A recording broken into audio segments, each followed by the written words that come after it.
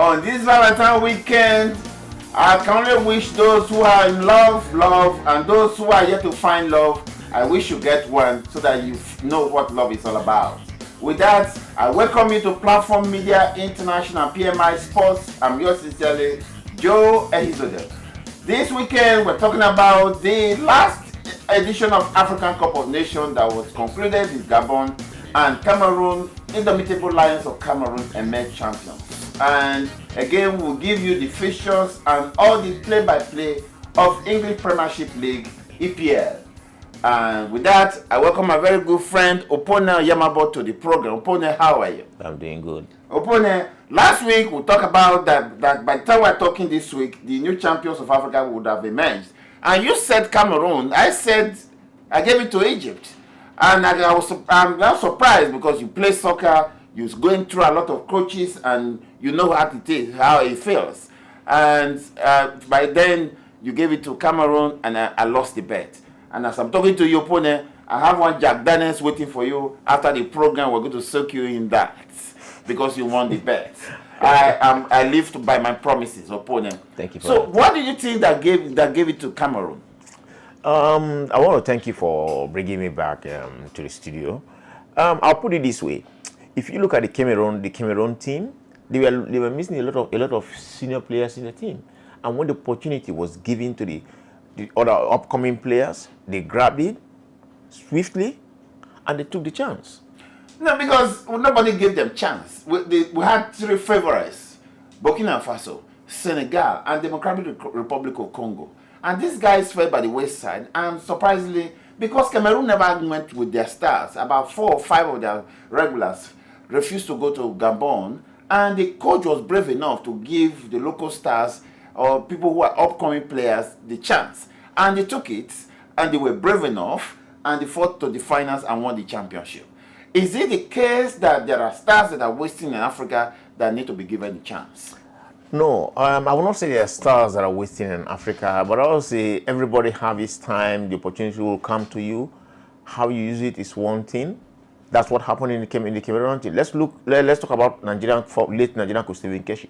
He gave opportunity to local players that nobody will give to Nigerian local players, and he won the Nations Cup. That's what happened in Cameroon. When the opportunity presented itself, the coach gave it to those that were available, and they made use of it. Today, you're hearing about those players. That's how it works. So, if Matip and the rest have gone to the Nations Cup, Cameroon may not have won it, right? Yeah, having big names, having the stars doesn't guarantee success. Having all the money in the world doesn't mean your team is going to win. That's how it is. Look at Manchester United of England. They have big players. They are not at the top of the league. That's how it is. You have all the players, you have all the stars, you have the best coach. It comes to cohesion, dedication, and will to do well. So, you were a player before. So it's not the strategy that gives you the winning that wins you any game in soccer anymore. Is how hungry you are, right? No, not necessarily. You must combine both. Yeah, because there is a saying that clever generals only don't win battles. Battles are won by clever generals who have the right gear at the right place at the right time and plenty of it. Not just the generals alone. It's a combination of different things. William Pay used to say that it's not the dog that wins the fight, it's the fight in the dog. So the players had the right mentality and the will and hunger to win, and they went to Nations Cup to win. But Opone, let's connect this. Cameroon is playing Nigeria. Nigeria is ahead with about 4-point difference, but they must have to go to Yaoundé and Lagos or Calabar to play 2-legged matches before they will find who is going to Russia in 2018. And the possibility that African champions Cameroon might not be in Russia 2018 because Nigeria is leading. But looking at it, is it the right time for the Super Eagles to meet Cameroon now that they won, or the wrong time? No time is right, no time is wrong. It's who shows up, it's who wants it more. It doesn't indicate what time this can have a champion, this way. It doesn't matter. Look, Cameroon got to play Nigeria twice, home and away. Yeah. Right? If Cameroon goes to Nigeria, Nigeria beat them, what happens? It's over. Nigeria go to Cameroon and lose, it still remains 4 points. So what is it? It's the same thing. You just don't have to lose. So who's hungrier? Both teams are hungrier, but I think Nigeria should be more hungrier because Nigeria have missed the last two Nations Cup, and I think they have a point to prove. And more especially that African Nations Cup, the discipline is not there. When they win, they become like a Jessica, and players are not hungry anymore. And I think it's the right time for the Super Eagles to meet the Indomitable Lions, because from what I'm seeing, the Super Eagles seems to be the wounded lions in this duel. I will agree with you that it seems to be the wounded lion in this duel, because it's like there is a kind of discipline in camp, and whenever a foreigner is employed as the manager of the Super Eagles of Nigeria, the disciplinary issues are different. And I think that kind of discipline, the mentality, the approach to the game is different. And I can see something like that now in the air in the Green Eagles Super Eagles camp. Super Eagles camp. And I think that's a good omen for the Super Eagles. And more especially Renan Hall, the coach of the Super Eagles, was in Gabon. He must have prepared the dossier, know all the dangerous players in the Cameroon. But the number 13, who is the MVP of the championship, Basong, he plays in Sweden, and he became MVP of the tournament.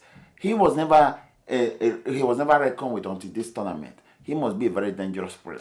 Yeah, you see, sometimes you can say he plays in Russia, he plays in Burkina Faso. As I say, as you just said right now, is the fight in the dog, not the dog in the fight. Do you want to do well? It's up to you. Okay, on that hopeful note, Nigerians are watching us, and if you are saying you are neither here nor there, you are not committing yourself, but all you are asking is that they should prepare for the war ahead. And with that, as a viewers, stay tuned. We'll be back shortly for these commercials.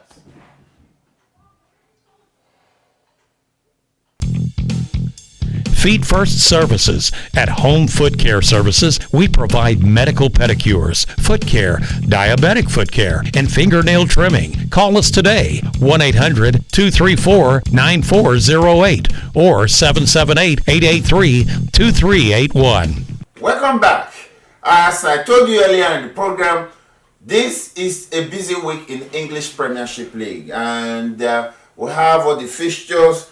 Some teams are struggling, some have changed coaches, and they are making amendments. And even the ones that change coaches' opponent are beginning to show signs of improvement.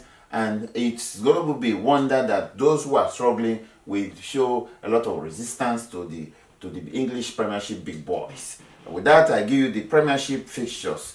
Arsenal is hosting Hull City at the Emirates Stadium. Crystal Palace is away to Stoke City. Manchester United is hosting Watford at the Stadium of Dreams. Middlesbrough is hosting Everton. West Brom and West Ham is slugging out at the London Stadium. Sunderland is hosting Southampton. Liverpool is hosting Tottenham. Opponent, that's the star match of this weekend.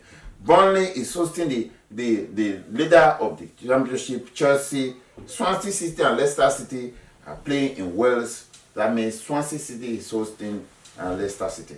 Bournemouth is hosting, will be at home to Manchester City. That's the fixture. And on Monday, that's on Monday. Bournemouth and Manchester City playing on Monday. Opponent, let's look at this.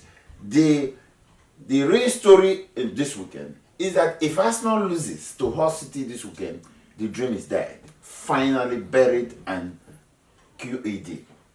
Right? Is that the picture? If they lose.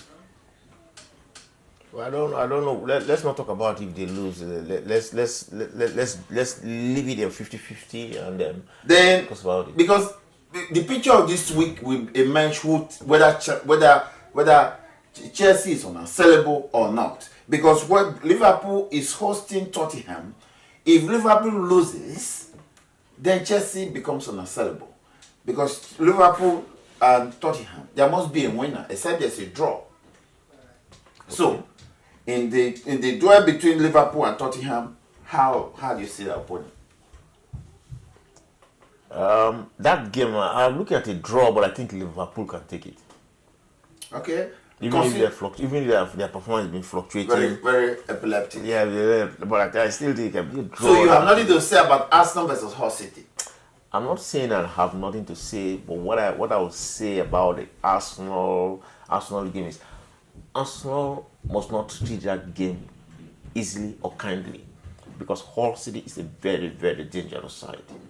Because there's a cacophony of resentment in the Emirates Stadium. Fans are not happy, and there are indications that the big man, Arsene Wenger, is giving an indication that at the end of the season he may not return, because he just spoke to his very good player in your right that his tenure at the Emirates Stadium is coming to an end. Would that not affect the psyche of players, given the fact that people like Ozil, who says they want to be sure whether Arsene Wenger is coming back next season before they sign, and Alexis Sanchez, their biggest star, have not also signed? It gives us the picture there's something happening at Emirates Stadium that is unsettling. I'm not looking into that. What is happening that is unsettling, but I think Arsenal have two things in their favor here. One, things are tight now, and Arsenal don't want to lose that game. Two, Arsenal don't lose 3 in a row. They've lost 2 in a row. They don't lose 3 in a row. The players will step up. But at the same time, I'll put it this way. Hull City is a very, very dangerous side. They relax and they just play and take their chances when they come. You watched them against Liverpool last week. Because when he was down, fear not fall. They just play and take their chances. Okay. Now, Manchester United is at home to Watford. That's a game. Because you remember Watford went to Emirates Stadium, defeated Arsenal. And that gives them a lot of boost. So they are going to the theatre of dreams against Manchester United and Jose Mourinho. I have always said this. If you want to beat a big team, you play without fear or favor. That's when you have the chance to beat them. If you go there, you are scared, you want to hold back. If you give them the opportunity, give them the chance to score 1-2, you're going to be in problem. You go and play without fear, the game will be open. You attack, they attack, you attack. Don't be afraid, don't be scared. When you're scared of big teams, it's difficult to beat big teams. West Ham West Brom is that's another good Yes. pairing. West Ham West Brom. You know, the former coach of Stoke City is handling West Brom. So that man seems to be somebody that's been underrated. He took Stoke City was stabilized, he left and went to West Brom, and West Brom has been very stabilized since he came. Yeah, I'll put it there are certain coaches in the EPL that understand what the EPL is about. That's why if you look at, I'll name some, Tony Pulis, the guy talking about is Tony Pulis, Mark Hughes, Sam Allardyce. All these are seasonal coaches. What they do, they just stabilize teams, they just keep teams there. They don't really win the league or anything, but there are coaches, these are managers that you bring in, they just keep your team, keep them Above in the EPL, above water, keep them in the EPL, keep them. That's what they do. Really? Do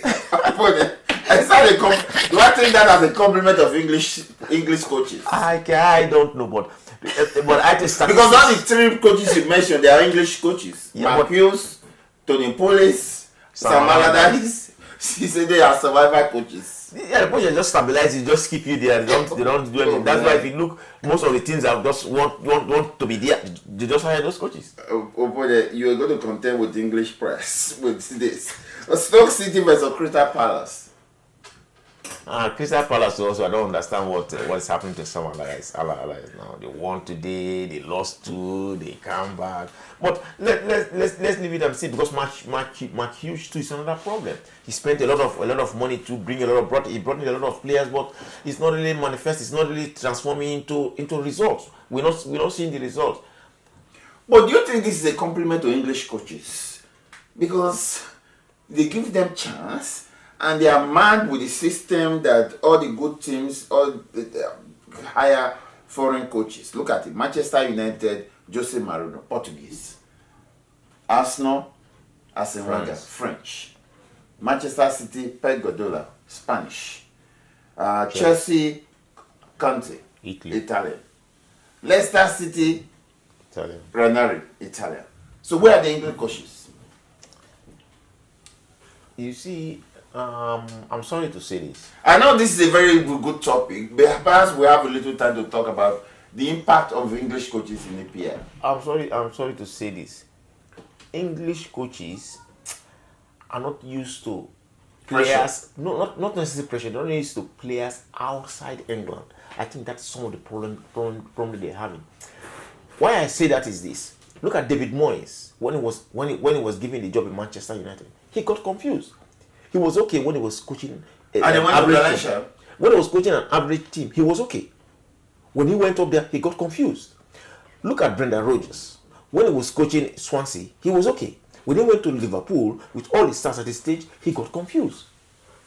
I think sometimes they're not used to the international game. I think they have to try to learn. Or perhaps they should get out of England and go get more experience so that they come back home and impart that. Because they are just average coaches. Yeah, but sometimes when they bring in those big coaches too, they have to start learning quick. The mentality have to change. It's not just run and run. Look at the youngster of Tottenham. Early. Huh? The coach of Tottenham from Argentina. He's also equally young, and he's doing very well.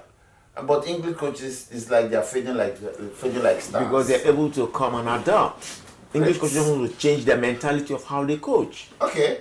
Well, viewers, that's my very good friend opponent. Thank you for coming to the program. I know English coaches will not be their friend, what you have just said. And it's a very good topic that for us to say in other segments, because we need to see what is the impact of English coaches in EPL and the success and marketing. Because English EPL is a good marketable commodity, but the coaches are not showing signs of improvement. But last opponent, you made a very good comment. I'll give you full marks for that. Thank you for coming to the program. And I also want to ask our viewers, keep clicking on the subscription tab, subscribe to us, like us, meet us on Twitter and Facebook. And I also have to thank my producer at the back of the camera for giving us signs that we are out of time. Always putting under pressure, opponent. He's an Arsenal fan. But again, I want to also talk to our business partners. Call us on the number on the screen and let us talk business. We need to help market your commodities and your products. And it's a lot of mileage because we are hitting the 10,000 marks of viewers around the globe.